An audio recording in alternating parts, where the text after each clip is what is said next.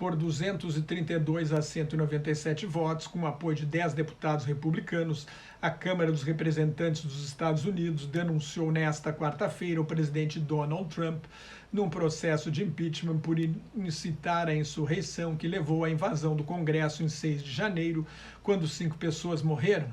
Trump será o primeiro presidente julgado 2 vezes em processos de impeachment. Como deixa o cargo daqui a uma semana, o objetivo do Partido Democrata é tornar Trump inelegível para cargos federais no futuro. O processo vai agora para o Senado, que volta a se reunir no dia 19, véspera da posse do presidente Joe Biden. O líder da maioria republicana no Senado, Mitch McConnell, não pretende adiantar a convocação, mas, de acordo com o jornal The New York Times, McConnell acredita que Trump cometeu o crime de responsabilidade, que era aproveitar o impeachment para expulsar o atual presidente do Partido Republicano. No primeiro impeachment de Trump, julgado em fevereiro do ano passado, McConnell atropelou o processo, não convocou testemunhas e colocou logo o caso em julgamento.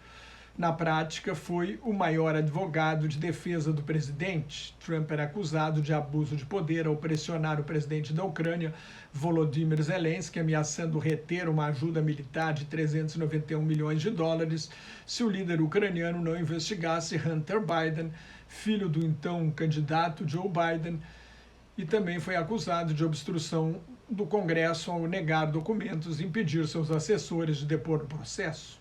Só um senador republicano, o ex-candidato presidencial Mitt Romney, que perdeu a eleição para Barack Obama em 2012, votou pela condenação de Trump em fevereiro. Pela Constituição dos Estados Unidos, basta a maioria simples na Câmara para denunciar o presidente. A condenação no Senado exige 2/3 dos votos, pelo menos 67 senadores. Uma vez condenado, basta a maioria simples no Senado para tornar o presidente impedido inelegível por toda a vida. Um novo Senado será dividido ao meio, com 50 senadores em cada bancada. Os democratas terão uma maioria ínfima, porque a vice-presidente Kamala Harris, que acumula a presidência do Senado, terá o voto de desempate, o voto de Minerva. Ainda não é certo se os democratas vão conseguir 17 senadores republicanos para apoiar o impeachment. Trump domina o partido, recebeu 74 milhões de votos e a maior parte do eleitorado republicano acredita nas suas alegações falsas de que foi vítima de fraude eleitoral. Senadora Lisa Murkowski absolveu Trump em fevereiro, alegando que o presidente havia recebido uma lição ao ser processado. Agora vai votar pela condenação. Romney também. McConnell será decisivo, ainda não declarou o voto. Na Câmara, a maioria dos deputados republicanos defendeu o presidente, argumentando que o país precisa de unidade para enfrentar a pandemia e a crise econômica. Vários deputados trumpistas apelaram ao presidente eleito Joe Biden, que prometeu trabalhar pela reconciliação nacional. Presidente da Câmara, Nancy Pelosi, ameaçada de morte pelos invasores do Congresso, assim como o vice-presidente Mike Pence, foi irredutível. Sabemos que o presidente dos Estados Unidos incitou esta insurreição, esta rebelião armada contra o país, afirmou Pelosi. O deputado Haley Stevens lembrou que durante o assalto ao Capitólio, quando vários congressistas estavam escondidos e encurralados, o presidente não atendeu a telefonemas com pedidos de ajuda.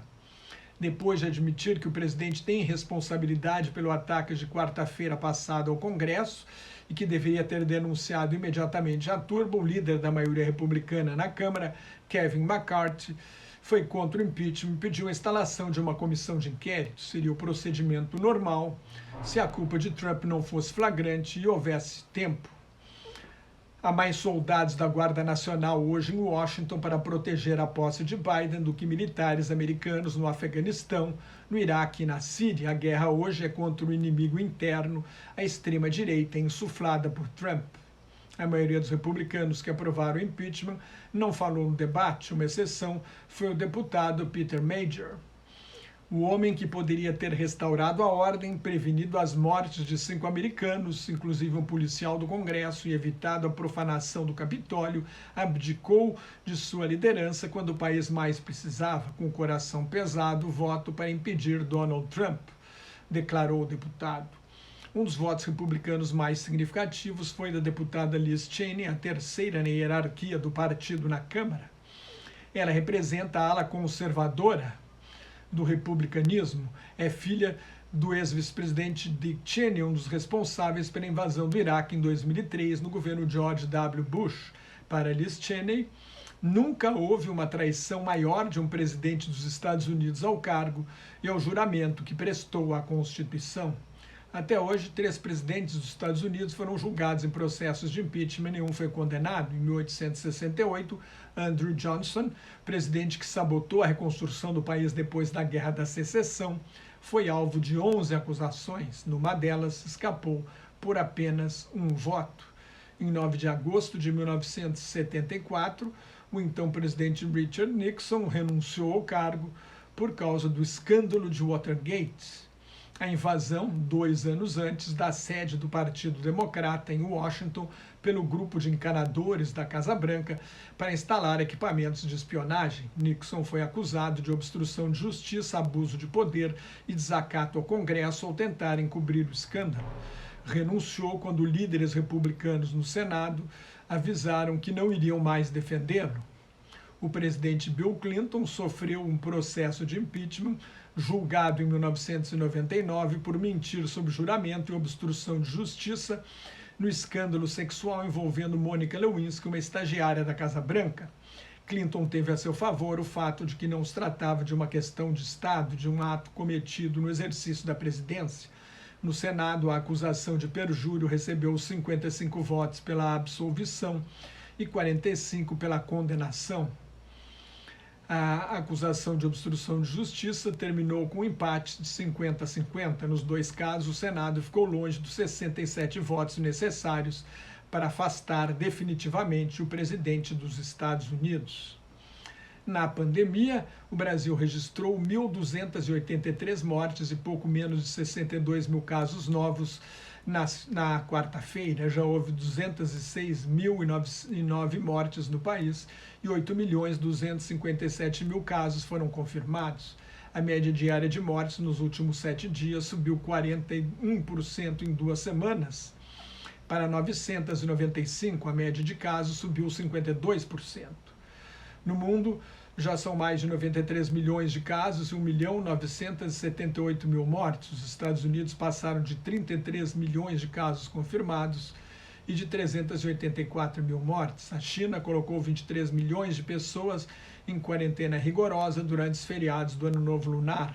A Itália prorrogou o confinamento até o fim de abril e a Holanda por 3 semanas. A Alemanha estuda estender por 2 meses e meio, até meados de abril, as medidas em vigor até 31 de janeiro. Mais notas e comentários sobre política internacional no meu blog Globalização em Crise, que está em nelsonfrancojobim.blogspot.com, no meu Twitter e no Facebook, onde também colaboro com o grupo Quarentena News. Cuide-se, fique em casa, se não tiver nada muito importante a fazer na rua, use máscara e mantenha uma distância de pelo menos 2 metros se sair à rua. Higienize sempre as mãos com álcool gel e muito obrigado pela sua atenção.